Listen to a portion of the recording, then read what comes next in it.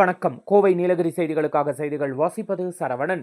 பந்தலூரில் பலத்த மழையுடன் சூறைக்காற்று, வாழை மரங்கள் சரிந்து விழுந்ததால் விவசாயிகள் கவலை. நீலகிரி மாவட்டத்தின் பசுமை நிறைந்த கிராமப் பகுதியாக விளங்கும் பந்தலூர் கடந்த சில நாட்களாக தொடர்ந்த மழையால் கடுமையாக பாதிக்கப்பட்டுள்ளது. நேற்று முன்தினம் முதல் பெய்து வரும் இடைவிடாத கனமழை காரணமாக இந்த விவசாய பகுதியில் உள்ள நிலங்களில் சேதம் ஏற்பட்டுள்ளதாக தெரியவந்துள்ளது.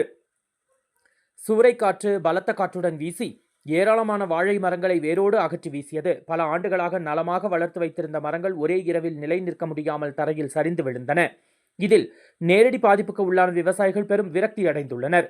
வாழை தோட்டங்கள் மட்டுமின்றி சிறு அளவில் பயிரிடப்பட்ட காய்கறிகள், மரக்கறி வகைகள் மற்றும் பூந்தொட்டிகளும் மழையினால் முழுமையாக பாதிக்கப்பட்டுள்ளன. நிலங்களில் தண்ணீர் தேங்கியுள்ளதால் தேங்கல் நோய் பரவக்கூடிய அபாயமும் ஏற்பட்டுள்ளது.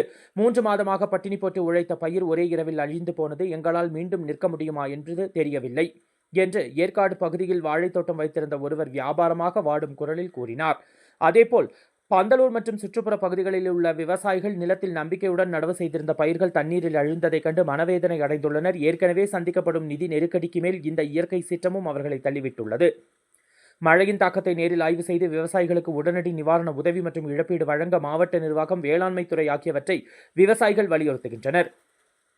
முக்கியமாக சரிந்த மரங்களை அகற்றும் பணிகள் தொடங்கப்பட வேண்டும் எனவும் அவர்கள் கோரிக்கை விடுத்துள்ளனர்.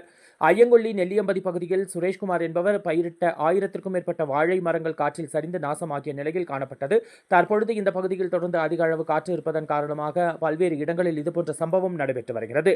இவர் விவசாயம் செய்ய முதலீடாக 3,50,000 செலவழித்துள்ளார். ஒரு வாழை மரத்திற்கு செலவானது ₹3.50 என்கிற அடிப்படையில் செலவாகியுள்ளது. வாழை மரம் சரிந்து விழுந்ததில் 5,00,000க்கும் மேற்பட்ட தொகையில் நஷ்டம் ஏற்பட்டுள்ளதாக தெரிவித்தார். இந்த விவசாயத்தை நம்பி செய்ய அவர் உறவினர்களிடம் பணம், நகை வாங்கித்தான் விவசாயம் செய்துள்ளார்.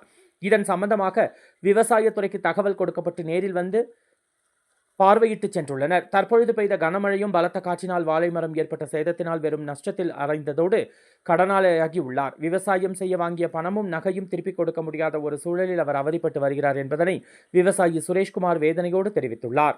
கோவை நீலகிரி செய்திகளுக்காக எமது சிறப்பு செய்தி ஆசிரியர் தமிழ் வெங்கடேசன். ஐயா வணக்கங்க. என் பேர் சுரேஷ்குமார். நான் நீலகிரி மாவட்டம் கூடலூர் பந்தலூர் தாலுக்கா சேரங்குடி ஊராட்சிக்கு உட்பட்ட பகுதியில் ஐயங்கொல்லி சென்னக்கொல்லிங்கிற பகுதியில் நான் ஒரு குத்தகைக்கு இடம் வாங்கி ஒரு 2000 வாழை விவசாயம் பண்ணியிருந்தேங்க. கிட்டத்தட்ட பார்த்தீங்கன்னா ஒரு வாழைக்கு செலவாகுதுங்க. ஆள்கூலிலாம் ஒரு வாழைக்கு இப்போது கிடைக்க வேண்டியது எப்படி பார்த்தாலும் ஒரு 600-650 ரூபா இப்போ உள்ள விலையில் நல்ல விலை இருக்குது, கிடைக்கும். விலை இருக்க டைமில் இப்படி நேற்று அடித்த புயலில் மொத்தமாக எல்லாமே சாஞ்சி மொத்தமாக போயிடுச்சு. 1000க்கும் மேற்பட்ட வாழை போயிடுச்சு. கடனை வாங்கி தான் விவசாயம் பண்ணேன். ஆனால் எல்லாமே மொத்தமாக போனதுலேருந்து ரொம்ப மனவேதனையில் இருக்கேன். அதனால் தமிழ்நாடு முதலமைச்சரை பார்த்து இதை எங்களுக்கு ஏதாவது ஒரு நஷ்டஈடு கொடுத்து உதவி பண்ணிங்கன்னா எங்களோட வாழ்வாதாரம் நல்லாயிருக்கும். இல்லைனா நாங்கள் ரொம்ப கடன் தொல்லைக்கு ஆளாயிருவோங்கிறத இந்த கலைஞர் டிவியின் மூலியமாக கேட்டுக்கொள்கிறேங்க.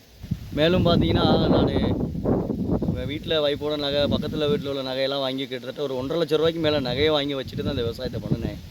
கடைசியில் இந்த புயல் இப்படி ஆகி போச்சு. இப்போ கடன் தொந்தரவு, விவசாயி உரக்கடைக்கு காசு கொடுக்கணும், நகையை திருப்பி கொடுக்கணும், என்ன பண்ணுங்கிற வாழ்வாதில் ஒரு குடிமானம் இல்லாங்கிறதுல சிக்கி தவிச்சுக்கிட்டு இருக்கேன். தமிழ்நாடு முதலமைச்சர் அவர்கள் கவனத்துக்கு எடுத்துகிட்டு போய் இந்த கலைஞர் டிவி வாயிலாக எனக்கு ஒரு நிவாரணம் வழங்குறதுக்கு நான் உங்களை எல்லாம் தாழ்மையான கேட்டுக்கொள்கிறேன்.